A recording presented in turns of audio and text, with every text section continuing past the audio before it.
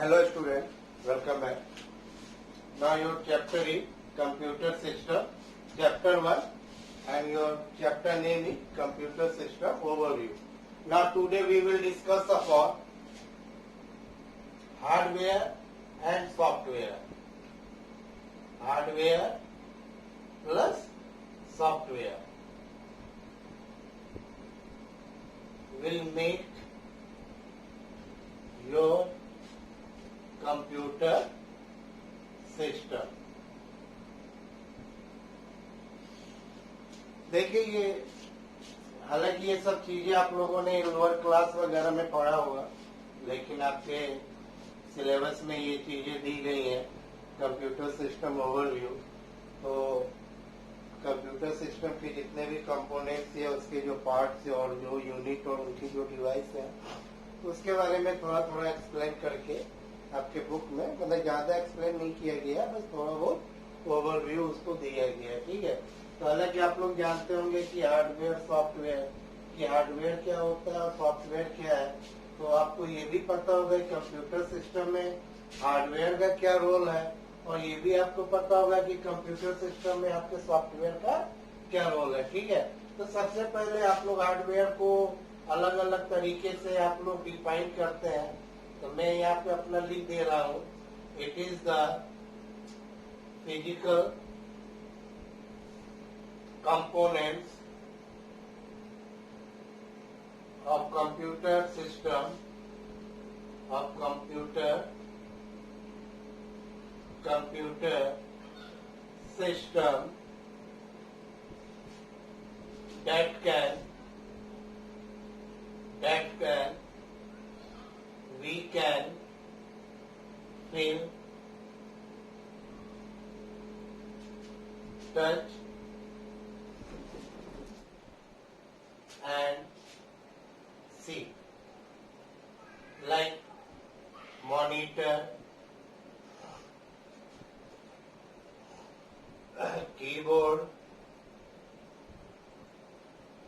RAM, hard disk,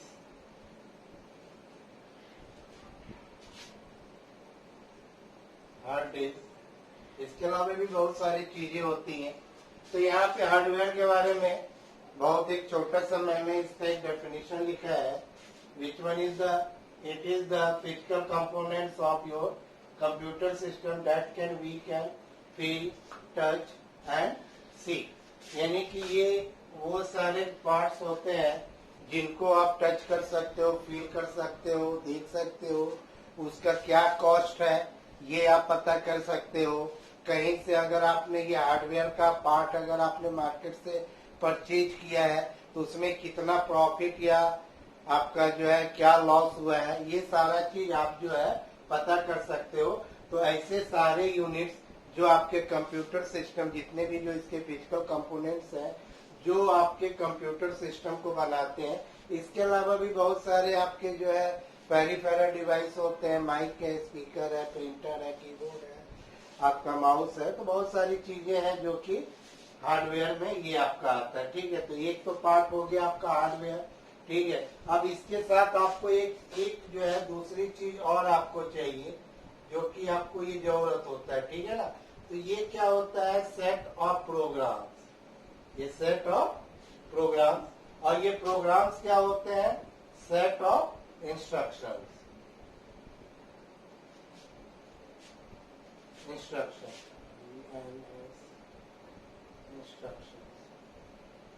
ठीक, that are used to operate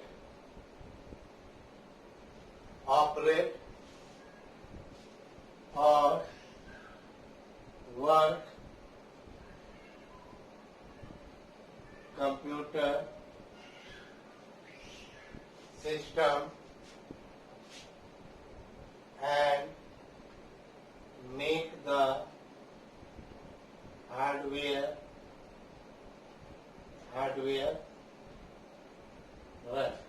देखिए तो जो सॉफ्टवेयर होता है ये आपके प्रोग्राम्स होते हैं, सेट ऑफ प्रोग्राम्स होते हैं या कलेक्शन ऑफ प्रोग्राम्स होते हैं, और प्रोग्राम्स क्या होते हैं? Set of instruction.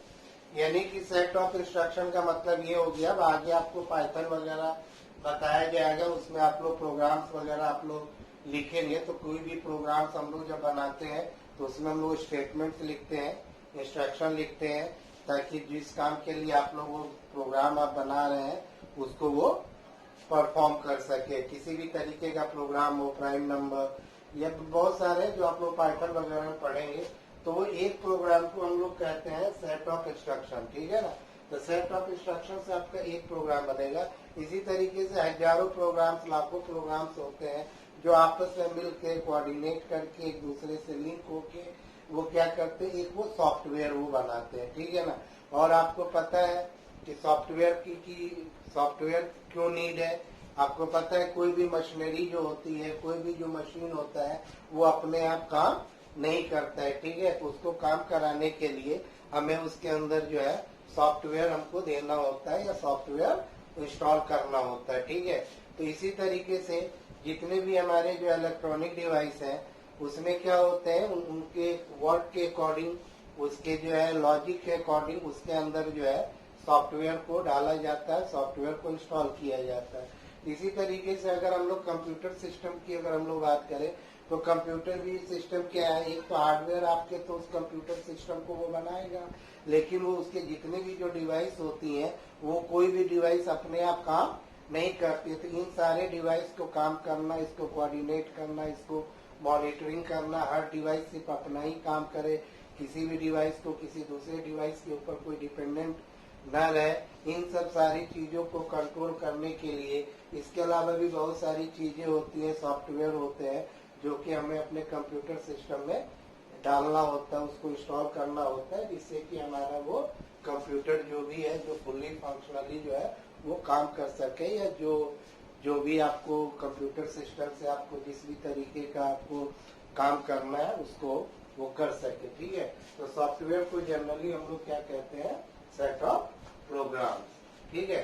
तो अब हम यहाँ पे बात करेंगे सॉफ्टवेयर। सॉफ्टवेयर का फील्ड बहुत बड़ा फील्ड होता है, अलग अलग टाइप्स के सॉफ्टवेयर होते हैं, हर सॉफ्टवेयर का अपना एक अलग पर्पज होता है। ठीक है? तो इतना बड़ा जो फील्ड है, जो सॉफ्टवेयर है, इतना बड़ा एरिया है, तो उस पूरे सॉफ्टवेयर को हम लोग कितने पार्ट में डिवाइड करते हैं, कौन कौन किस किस टाइप के सॉफ्टवेयर होते हैं, उसके अंदर किस किस तरीके के सॉफ्टवेयर या प्रोग्राम्स आपके आते हैं। ठीक है? तो अभी जो है अब मैं उसके बारे में एक एक करके मैं डिस्कस करूंगा। ठीक है?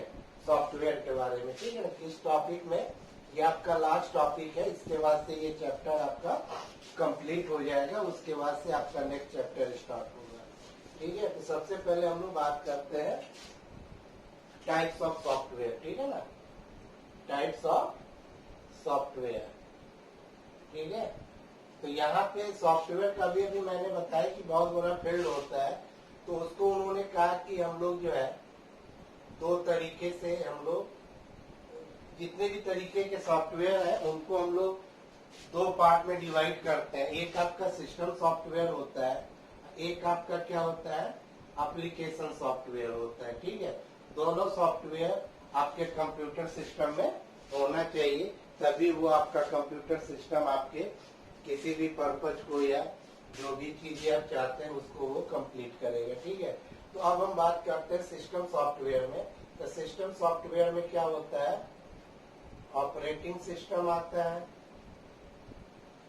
ऑपरेटिंग सिस्टम जिसको हम लोग क्या कहते हैं, ओएस कहते हैं। उसके बाद से आपका आता है लैंग्वेज प्रोसेसर, लैंग्वेज प्रोसेसर आता है। तीसरा आपका आता है डिवाइस ड्राइवर। ठीक है ना? Device driver.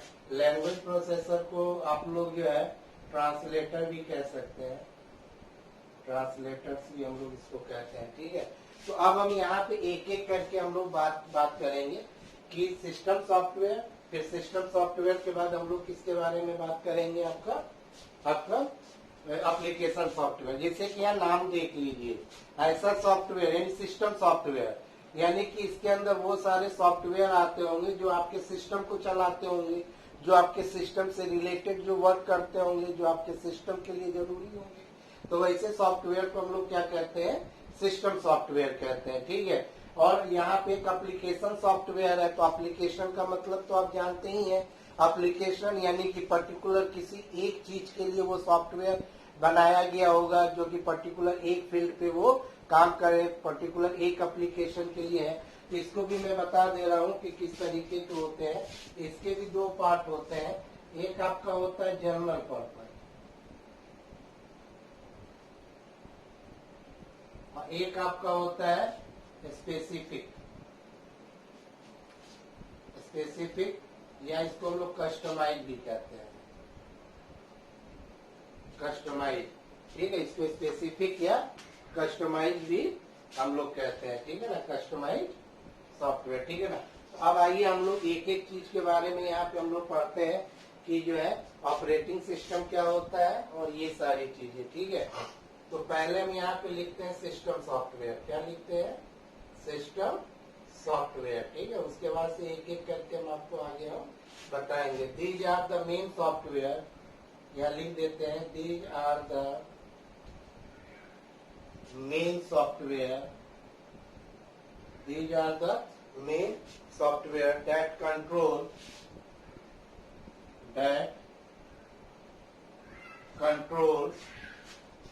hardware parts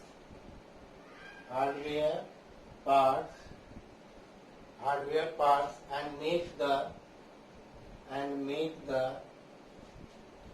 fully functional computer,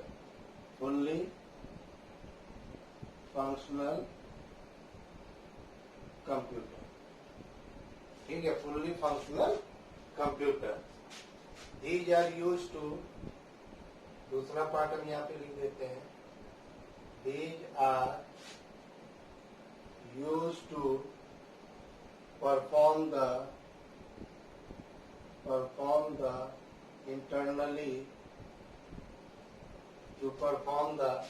internally functioning, ठीक। तो यहाँ पे ये चीज कह रहा है कि यहाँ पे ये कह रहा है कि these are the main software, यही आपका मेन सॉफ्टवेयर होता है, that control the hardware parts and make the fully functional computer. These are use to perform, ठीक है, these are use to perform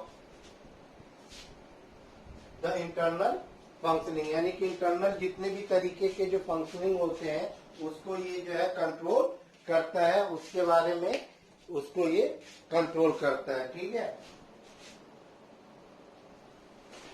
तो आप लोगों को पता ही होगा कि अगर आप कंप्यूटर सिस्टम अगर आप ले रहे हैं तो कंप्यूटर सिस्टम में जो है सबसे पहले क्या डाला जाता है, सिस्टम सॉफ्टवेयर डाला जाता है। बिना सिस्टम सॉफ्टवेयर का आपका कंप्यूटर सिस्टम ऑन नहीं होगा, आपका कंप्यूटर सिस्टम काम नहीं करेगा, ठीक है। तो सबसे पहले आपको कंप्यूटर सिस्टम को चलाने के लिए आपके कंप्यूटर सिस्टम में सिस्टम सॉफ्टवेयर का होना जरूरी है। बिना इसके जो है आपका कंप्यूटर सिस्टम रन नहीं होगा, कंप्यूटर सिस्टम ऑन नहीं होगा। और आप ये भी एक चीज आप समझ लीजिए कि एप्लीकेशन सॉफ्टवेयर को भी चलाने के लिए किसकी जरूरत होती है, सिस्टम सॉफ्टवेयर की जरूरत होती है, ठीक है। तो अब ये सिस्टम सॉफ्टवेयर में जो भी ये कैटेगरी बताई गई है इसको मैं जो है 1 बाय 1 में आपको बता रहा हूँ, ठीक है, ताकि आपको वो चीजें आपको समझ में आ जाए, ठीक है।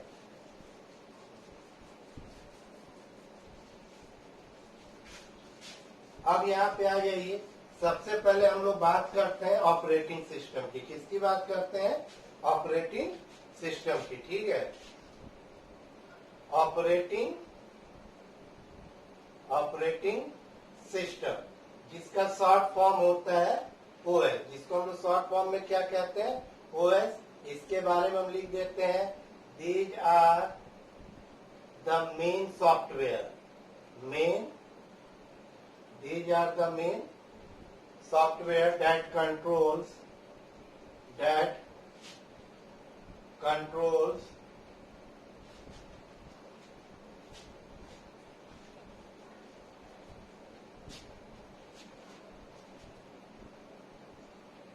that work as bridge between what can bridge between user and hardware, user and hardware. It is also used to make the application software run. Application software run. ठीक है, इसका एग्जाम्पल मैं बता दूं। डॉस होता है, विंडोज है,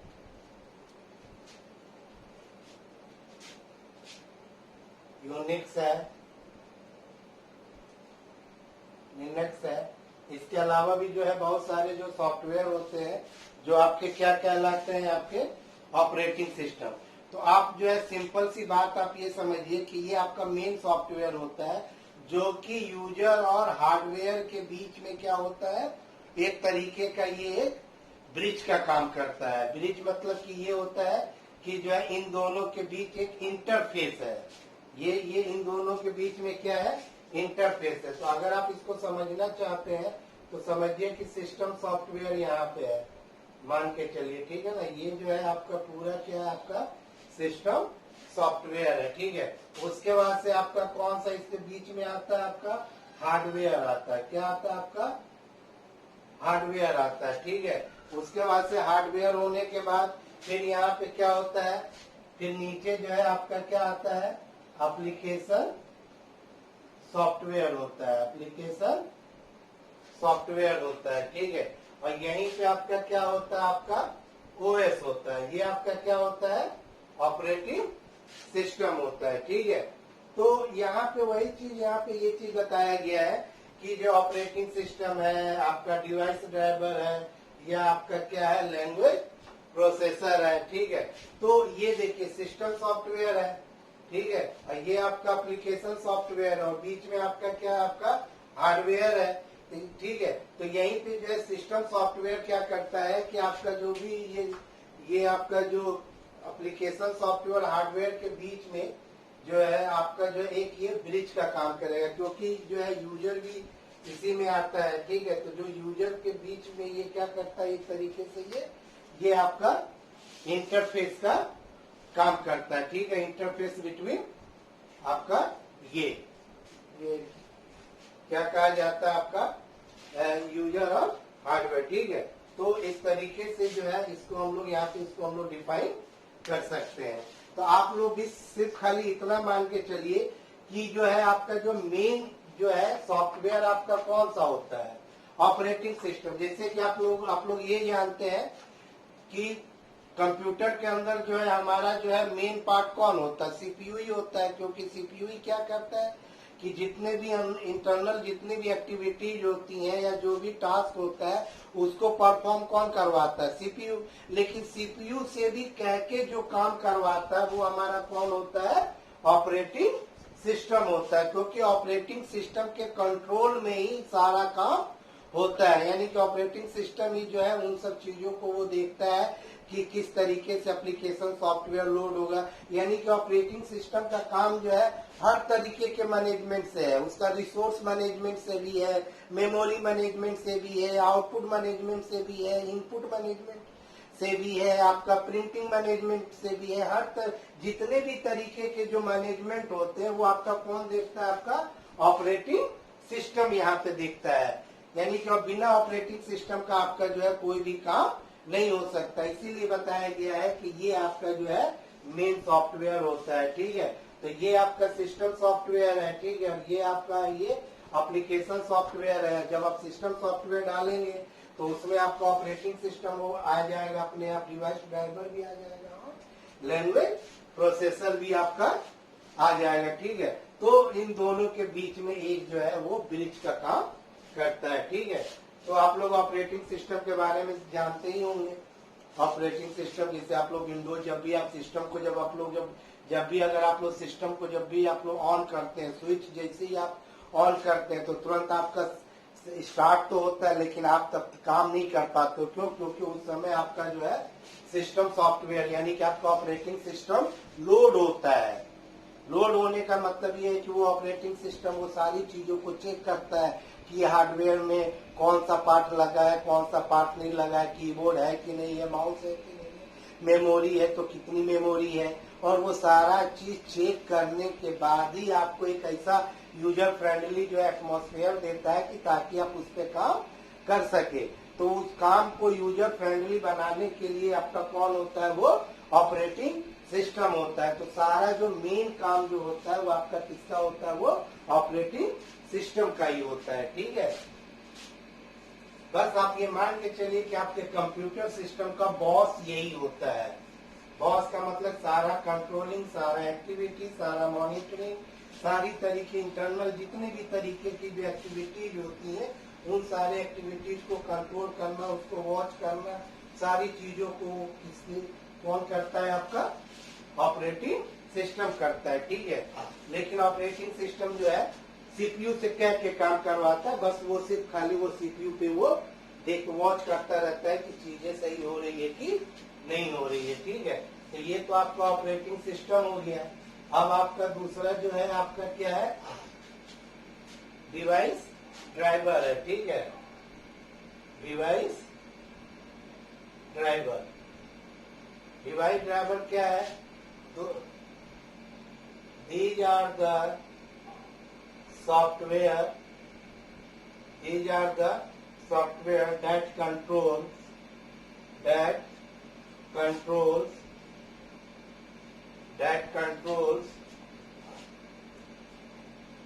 and connect new hardware device to our computer system। ठीक है, तो जैसे कि आप लोगों ने डिवाइस ड्राइवर वगैरह का जैसे कि नाम सुना होगा। डिवाइस ड्राइवर क्या होता है? जब भी हम अपने कंप्यूटर सिस्टम में जब भी अगर कोई भी नया अगर हम डिवाइस अगर हम अटैच करेंगे तो उस डिवाइस के साथ क्या होता है कि एक आपका वो आता है, सीडी आती है। ठीक है, वही वो जो सीडी होती है वो भी एक सॉफ्टवेयर होता है जो कि आपके ऑपरेटिंग सिस्टम को ये बताता है कि देखिए मैं आपके कंप्यूटर सिस्टम में एक नया मैं हार्डवेयर में अटैच कर रहा हूं और ये सॉफ्टवेयर जो है कैसे काम करेगा उसके बारे में वो पूरा जो है वो सीडी के द्वारा उसको इंस्टॉल किया जाता है। तब जाके ऑपरेटिंग सिस्टम ये जान पाता है कि हाँ हमारे इस सिस्टम के साथ एक नया डिवाइस अटैच किया गया है। ठीक है, जैसे कि आप लोगों ने जैसे प्रिंटर वगैरह है तो हम प्रिंटर लाके कंप्यूटर सिस्टम में डायरेक्ट लगा के हम काम नहीं कर सकते। कैमरा है तो डायरेक्ट हम कैमरा जो है कैमरा को हमने लगा दिया वो डायरेक्ट काम नहीं करेगा। मोबाइल वगैरह लगा देंगे वो काम नहीं करेगा। उसके साथ जो सीडी आती है या तो प्लग एंड प्ले होता है। प्लग एंड प्ले का मतलब ये होता है कि जैसी वो हम डिवाइस लगाएंगे तो वो क्या होता है कि उसके साथ ही जो है वो इन बहुत सारे जो हमने आपको बताया था कि ऑपरेटिंग सिस्टम है।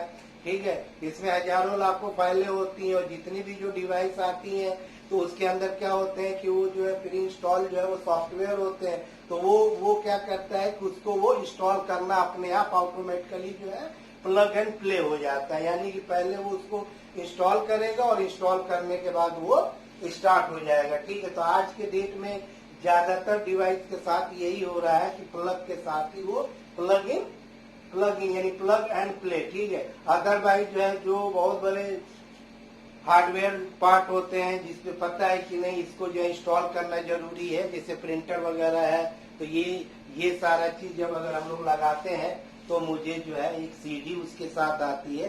तो उस सीडी से हम उसको क्या करते हैं कि उस डिवाइस के बारे में क्या काम करेगा, कैसे काम करेगा, तो पहले हम उसको इंस्टॉल करते हैं।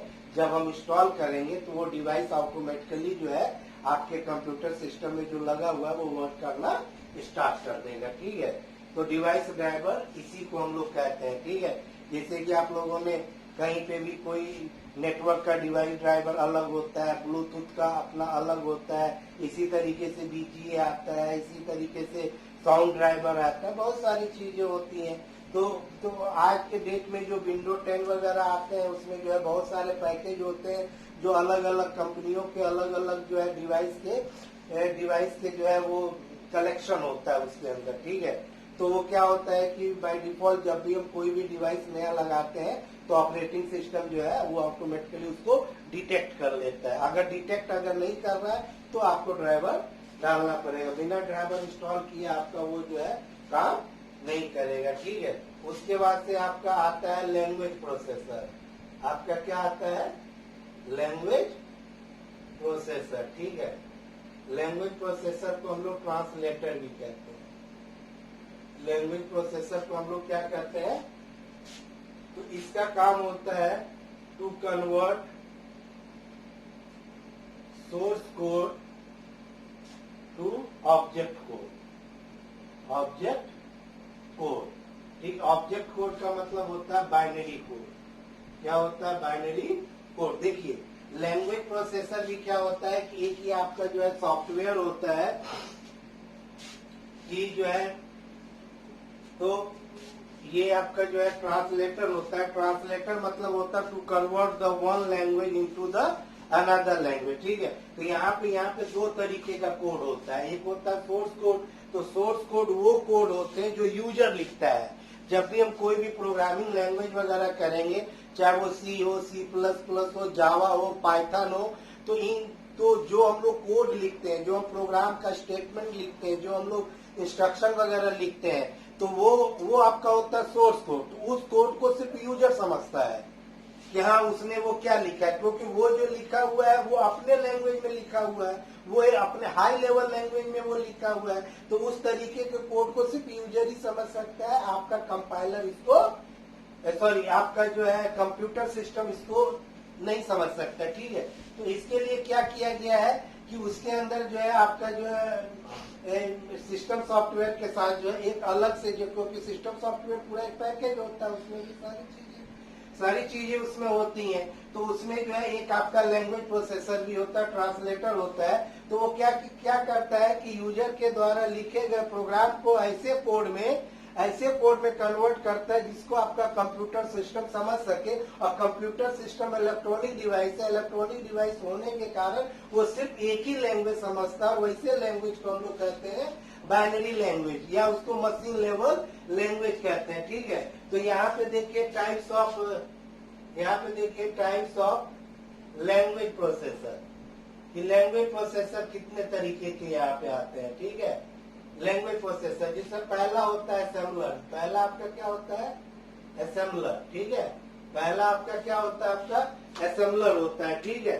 तो असेंबलर का मतलब यहाँ पे ये चीज होता है कि शायद आप लोगों ने पढ़ा होगा कि प्रोग्रामिंग लैंग्वेज के बारे में, ठीक है। तो प्रोग्रामिंग लैंग्वेज में एक आपने पढ़ा होगा मशीन लैंग्वेज या लो लेवल लैंग्वेज। तो मशीन लैंग्वेज वैसा लैंग्वेज होता है जिसमें हम उसी लैंग्वेज में प्रोग्रामिंग करते हैं, उसी लैंग्वेज में अपने कोड या स्टेटमेंट या इंस्ट्रक्शन को लिखते हैं, जिस लैंग्वेज को आपको कंप्यूटर सिस्टम समझता है। यानी कि हम डायरेक्ट कंप्यूटर से हम उसी लैंग्वेज में बात कर रहे हैं जिस लैंग्वेज में कंप्यूटर हमारा समझता है। तो यहाँ पे हमको ट्रांसलेटर की जरूरत नहीं होती है, ठीक है। लेकिन जो है मशीन लेवल लैंग्वेज में, बाइनरी लैंग्वेज में या लो लेवल लैंग्वेज में प्रोग्रामिंग लिखना इतना ज्यादा आसान नहीं होता है, क्योंकि वहाँ पे मुझे हर चीज का जो है बाइनरी कोड पता होना चाहिए, 0101, ठीक है। तो उसके बाद से क्या किया गया कि जैसे जैसे जनरेशन बढ़ता चला गया, जैसे जैसे टेक्निक बढ़ती चली गई, तो उस तरीके से कोड के लिखने के स्ट्रक्चर को भी चेंज किया गया। तो फिर बाद में एक आपका आया असेंबली लैंग्वेज। तो असेंबली लैंग्वेज में ये आपको कहा गया कि ठीक है चलिए आप 01 पे नहीं करेंगे, आप जो कुछ जो न्यूमोनिक कोड होते हैं, न्यूमोनिक कोड का मतलब होता है सिंबॉलिक कोड होते हैं, जैसे कि ADD। तो ADD लिखने का मतलब ये होता है कि दो नंबर को आपस में ऐड करना, MUL मतलब कि मल्टीप्लाई करना, MUV यानी कि एक जगह से दूसरी जगह मूव करना। लेकिन इसमें भी जो भी चीजें लिखी गई है, जो आपका सिंबॉलिक कोड वगैरह लिखा हुआ है, तो इस तरीके के कोड को आपका कंपाइलर नहीं समझ पाता है। तो उसके लिए हमको एक ट्रांसलेटर की जरूरत होती है, जिसको हम लोग क्या कहते हैं? असेंबलर। असेंबलर क्या करता है? To convert the assembly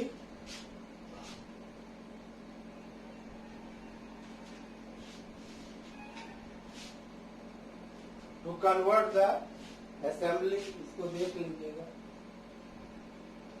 assembly language programme, यहां पे हम लिख देते हैं source code into machine code या ऑब्जेक्ट कोड, ठीक है।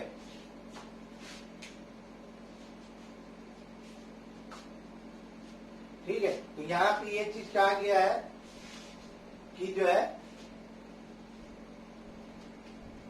असेंबलर, तो असेंबलर क्या होता है, टू कन्वर्ट द असेंबली,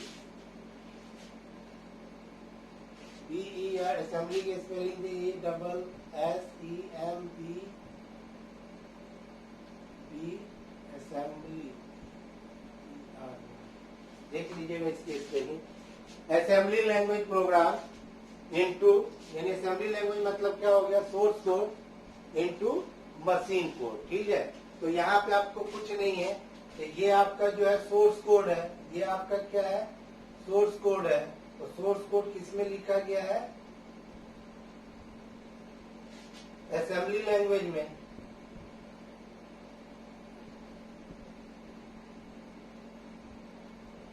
ठीक है। फिर यहाँ पे हम लोग क्या चलाते हैं, असेंबलर, इसको ये किसमें कन्वर्ट कर देता है, ऑब्जेक्ट कोड, यानी ट्रांसलेटर का मतलब होता है to convert the one language into the another language, ठीक है। तो यहाँ पे वही चीज कहा गया है कि असेंबली लैंग्वेज में लिखा गया जो प्रोग्राम है, असेंबलर क्या करेगा, उसको ऐसे कोड में कन्वर्ट कर देगा जिसको जो है आपका जो है कंप्यूटर सिस्टम जानता है, और कंप्यूटर सिस्टम एक ही लैंग्वेज को जानता है, और वो जो आपका लैंग्वेज होता है वो आपका होता है ऑब्जेक्ट कोड या बाइनरी कोड, ठीक है। तो ये आपका था असेंबलर। अब आ जाइए, अगला जो है आपको मैं बता रहा हूं,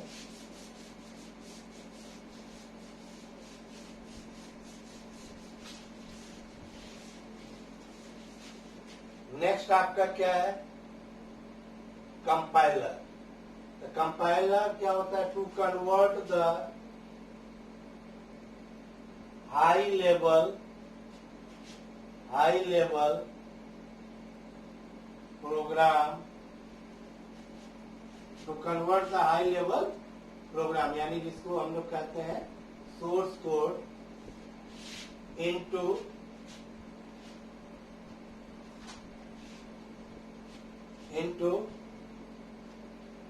ऑब्जेक्ट कोड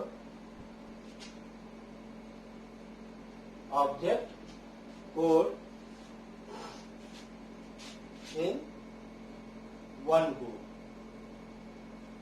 यानी कि यहाँ पर आप ये भी कह सकते हैं to convert the high level program, यानी कि source code into object code in one go. One go का मतलब क्या होता है कि आप जो है पूरा का पूरा प्रोग्राम जो है आप उसको टाइप कर दीजिए, और उसके बाद से आप उसके ऊपर आप कंपाइलर चला दीजिए, ठीक है। अब दूसरा आपका होता है इंटरप्रेटर, ठीक है। तो यहाँ पे इंटरप्रेटर के बारे में लिख देते हैं, ये भी क्या, it is also to convert the high level language program into machine language, जिसको हम लोग कहते हैं object code line by line, ठीक है।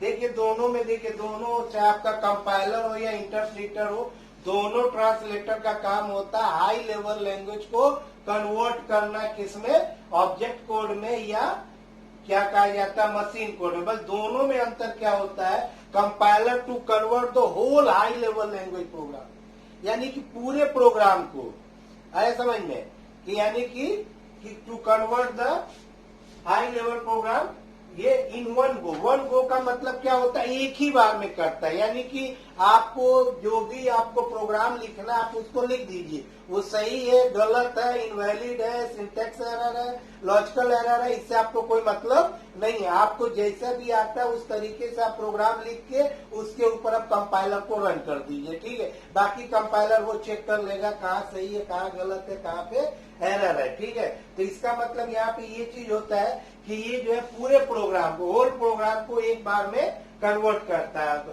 इसका जस्ट उल्टा क्या होता है, इंटरप्रेटर है। इसका भी काम वही है कि जो हाई लेवल लैंग्वेज में जो आपने प्रोग्राम लिखा है उसको उठा के कन्वर्ट करेगा, लेकिन ये काम क्या करता है, लाइन बाय लाइन। यानी कि पहले एक लाइन आप लिखेंगे, उसको इंटरप्रेटर जो है उसको इंटरप्रेट करेगा, उसको ट्रांसलेट करेगा, सही होगा तो फिर वो नेक्स्ट लाइन लिखने को देगा। फिर यानी कि ये लाइन बाय लाइन करता है, ये होल प्रोग्राम करता है, ठीक है।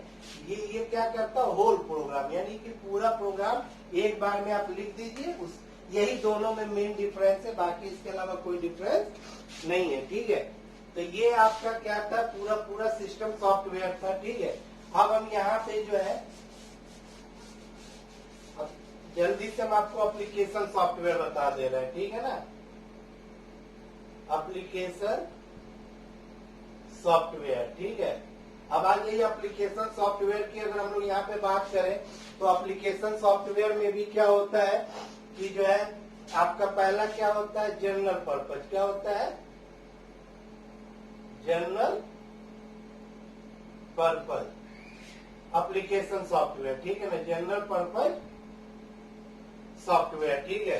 तो यहाँ पे देखिए ये जो जनरल पर्पज जो सॉफ्टवेयर होते हैं, ये वो सॉफ्टवेयर होते हैं जो कि जनरली हर जगह इसको यूज किया जाता है, हर जगह। यानी कि जनरल, आप लोग नाम सुना होगा जनरल स्टोर। तो जनरल स्टोर वैसे स्टोर को कहा जाता है जहाँ पे वो कॉमन चीजें, यानी वो कॉमन चीज आपको मिल जाएगी जो हर घर में जनरली इसको यूज किया जाता है। इसका मतलब कि जनरल स्टोर पे, यानी कि जनरल स्टोर पे वो सारी चीजें मिलेंगी जो कि पूरे देश में उसको कम से कम 80% 90% लोग उसको यूज करते होंगे। तो वैसे सॉफ्टवेयर को हम लोग क्या कहते हैं, जनरल पर्पज। यानी कि जैसे कि आपका जो है जिसको लोग जो है जैसे MS वर्ड हो गया, एक्सेल हो गया, पावर पॉइंट हो गया, आपका क्रोम हो गया, इसके अलावा भी जो है बहुत सारे जो है सॉफ्टवेयर होते हैं जो आपके क्या होते हैं, वो जनरल पर्पज, यानी कि जनरल पर्पज के लिए होते हैं, जिसको हम लोग जो है कॉमन सॉफ्टवेयर भी कह सकते हैं, ठीक है ना।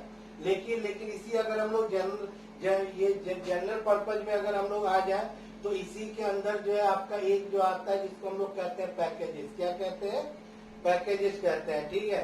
तो यहाँ पे हम आपको बता देते हैं पैकेजेस का मतलब यहाँ पे क्या होता है कि जो है इसमें जो है पूरा जो है जो सॉफ्टवेयर आता है वो पूरे एक बंडल में आता है, ठीक है ना। तो बंडल में आने का मतलब आप लोगों ने नाम सुना होगा MS ऑफिस। जैसे आप लोगों ने नाम सुना होगा MS ऑफिस, तो अगर आप MS ऑफिस में अगर आपको जाएंगे तो MS वर्ड मिल जाएगा, आपको पावर पॉइंट मिल जाएगा, एक्सेल मिल जाएगा, इसके अलावा भी बहुत सारे ये होते हैं। तो पैकेजेस का मतलब वो होते हैं जो कि पूरा एक जो है बंडल में आता है, ठीक है ना। पूरा एक उसका एक पैकेज आता है, उस पैकेज में बहुत तरीके के सॉफ्टवेयर होते हैं जो आप अपने हिसाब से उसको आप यूज कर सकते हैं, ठीक है। तो उसी पैकेजेस में आपका क्या एक आता है, आपका माइक्रोसॉफ्ट ऑफिस आता है, ठीक है। अब इसी अगर हम लोग जनरल पर्पज में जो है ये आपका हो गया पैकेजेस हो गया। अब यहाँ पे दूसरा होता है आपका यूटिलिटीज। आपका ये क्या होता है, यूटिलिटीज होती है, ठीक है ना। यूटिलिटीज का मतलब होता है use to increase the functionality of computer, ठीक है। यानी कि use to increase the functionality of the computer, ठीक है। तो इसमें जो है यूटिलिटी सॉफ्टवेयर वगैरह में देखिए कुछ यूटिलिटी सॉफ्टवेयर जो है आपके ऑपरेटिंग सिस्टम के साथ लग के आते हैं। अब कुछ ऐसे यूटिलिटी सॉफ्टवेयर होते हैं जो कि यूजर को जरूरत होती है, जो कि वो चाहे तो उसको जो है अलग से वो उसको इंस्टॉल कर देता है। जैसे आप लोगों ने टेक्स्ट एडिटर वगैरह का नाम सुना होगा, ये आपका टेक्स्ट एडिटर हो गया, आपका एंटीवायरस हो गया। एंटीवायरस के बाद जो है आप लोगों ने जैसे कि नाम आप लोगों ने सुना होगा कि जो है जिसको हम लोग जो है कहते हैं आपका जो है ये क्या कहा जाता है, गूगल क्रोम वगैरह जिसको हम लोग कहते हैं, गूगल क्रोम है, ठीक है। तो इस तरीके के बहुत सारे जो है सॉफ्टवेयर होते हैं जो कि आपको एडिशनल सर्विस देते हैं। आप बस ये मान के चलिए कि ये कुछ एडिशनल सर्विस होते हैं जो कि जरूरत पड़ने पे ऑपरेटिंग सिस्टम को भी हेल्प करते हैं, जरूरत पड़ने पे इसको जो है यूजर जो है कहीं से इसको ये डाउनलोड कर, जैसे कि जब भी आप ऑपरेटिंग सिस्टम जब आप डालेंगे तो उसमें आप देखेंगे कि पहले से जो है आपका इंटरनेट एक्सप्लोरर आपको मिल जाएगा, पहले से ही आपको उसमें नोटपैड मिल जाएगा, पहले से ही आपको पेंट ब्रश मिल जाएगा, उसमें आपको MP3 प्लेयर मिल जाएगा। यानी कि ये सब यूटिलिटी सॉफ्टवेयर होते हैं जिसको आप यूज कर सकते हैं, जो एडिशनल सर्विस जो है आपको प्रोवाइड करते हैं, ठीक है। आपका जैसे कि डिस्क से रिलेटेड आपके जो होते हैं, बैकअप से मैनेजमेंट से रिलेटेड जो होते हैं, तो वो कुछ ऐसे यूटिलिटी सॉफ्टवेयर है जो कि आपके ऑपरेटिंग सिस्टम के साथ लग के आते हैं, ठीक है। अब कुछ ऐसे और भी सॉफ्टवेयर होते हैं जो कि हमको कंप्यूटर सिस्टम के फंक्शनलिटी को बढ़ाने के लिए एडिशनल सर्विस के लिए हम कहीं अलग से इसको डाउनलोड करते हैं, ठीक है। जैसे एंटीवायरस है, गूगल क्रोम वगैरह है, बहुत सारे जो सॉफ्टवेयर होते हैं इसको हम लोग कहते हैं, ठीक है। तो ये आपका हो गया एक तरीके से जनरल पर्पज सॉफ्टवेयर, जिसमें आपका पैकेजेस हो गया, पैकेज जो बंडल के फॉर्म में आएगा, यूटिलिटी हो गया जो एडिशनल सर्विस आपको प्रोवाइड करता है। ये सारा चीज जो है आपका है, जो है ये चीजें जो भी आप लोग जो है डाउनलोड वगैरह करते हैं गूगल क्रोम वगैरह से, तो वो सब जो है एडिशनल जो है सर्विस जो आपके कंप्यूटर सिस्टम को जो और इसके साथ साथ यूजर को भी प्रोवाइड करते हैं, ठीक है। तो ये आपका जनरल पर्पस था। अब आ जाइए स्पेसिफिक सॉफ्टवेयर। स्पेसिफिक या इसको हम लोग कस्टमाइज कहते हैं,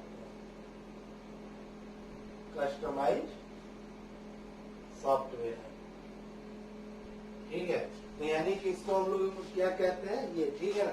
तो इसका मतलब यहाँ पे ये कस्टमाइज सॉफ्टवेयर क्या होता है, ये these software to perform the specific task, ठीक है। यानी कि ये जो ऐसे होते हैं जो कस्टमाइज होते हैं। कस्टमाइज का मतलब हो गया कि ये आपके अकॉर्डिंग, यूजर के अकॉर्डिंग, कंपनी के अकॉर्डिंग जो है इसे सॉफ्टवेयर को बनवाया जाता है। इसको जो है प्रोग्रामर इसको बनाता है, ये मार्केट में बन के आपको नहीं मिलेगा, ठीक है। तो इसको बनाया जाता है, ठीक है। बाकी जो जनरल पर्पज होते हैं वो तो आपके रेडीमेड है। रेडीमेड का मतलब है कि वो बना बनाया है, बस खाली आपको लाना, आपको यूज कर लेना। लेकिन जो कस्टमाइज सॉफ्टवेयर होते हैं, स्पेसिफिक जो सॉफ्टवेयर जो होते हैं, इसको आपको बनवाना पड़ता है। तो जितने भी तरीके की जो कंपनियां होती हैं, जितने भी तरीके के, चाहे स्कूल हो, होटल हो, तो बहुत सारे सॉफ्टवेयर आते हैं, जैसे कि hotel management, school management, railway reservation management, ठीक है। आपका जो है रेलवे हो गया, होटल हो गया, स्कूल हो गया, और इसके अलावा भी जैसे कि ट्रैफिक है, आपका जो है स्टॉक का है, स्टॉक मैनेजमेंट, आपका पेरोल मैनेजमेंट, आपका इन्वेंट्री मैनेजमेंट,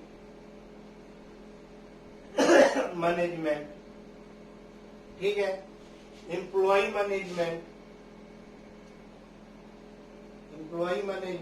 तो इस तरीके की जितने भी जो है अपनी कंपनी है, जितने भी चीजें हैं, उनको जो कोई शॉप है, किसी की अपनी दुकान है, उसको अपने से रिलेटेड कोई सॉफ्टवेयर बनाना है, तो वो अपना जाएगा, उसका जो भी रिक्वायरमेंट है वो प्रोग्रामर को बताएगा, फिर प्रोग्रामर उसके अकॉर्डिंग जो है उस सॉफ्टवेयर को वो डिजाइन करेगा। तो ऐसे सॉफ्टवेयर को हम लोग क्या कहते हैं, स्पेसिफिक या कस्टमाइज सॉफ्टवेयर। ऐसे सॉफ्टवेयर होते हैं जो कि जो है हर कोई इसको यूज नहीं करता है। जैसे कि मान के चलिए किसी भी हॉस्पिटल का जो सॉफ्टवेयर है उसको अगर आप चाहें कि हम जाके रेलवे में लगा दें, रेलवे का सॉफ्टवेयर जो हम ट्रैफिक में लगा दें, ट्रैफिक का सॉफ्टवेयर किसी हॉस्पिटल में लगा दें और हॉस्पिटल का सॉफ्टवेयर जो है किसी इन्वेंट्री में लगा दें, तो ये नहीं चलेगा। क्यों? क्योंकि इसी जो सॉफ्टवेयर होते हैं सॉरी, वो किसी पर्टिकुलर एक स्पेसिफिक टास्क को करने के लिए डिजाइन किया जाता है, उसको बनाया जाता है। ठीक है, अब यहाँ पे आ जाइए, एक और होते हैं जिसके बारे में थोड़ा सा उसको भी समझ लीजिए। Software library. ठीक है, सॉफ्टवेयर लाइब्रेरी। ठीक है, प्री रिटन कोड, इसको हम लोग कहते हैं प्री रिटन कोड, या इसको हम लोग कहते हैं बिल्ट इन कोड। ठीक है, तो यहाँ पे बिल्ट इन कोड भी हम लोग कहते हैं। तो यहाँ पे हम लिख देते हैं these are the pre written instruction pre written instruction used by programmer for writing new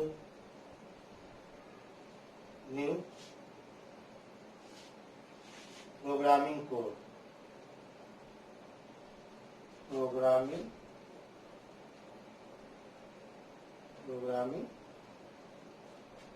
code. ठीक है, तो ये देखिए सॉफ्टवेयर लाइब्रेरी होती है।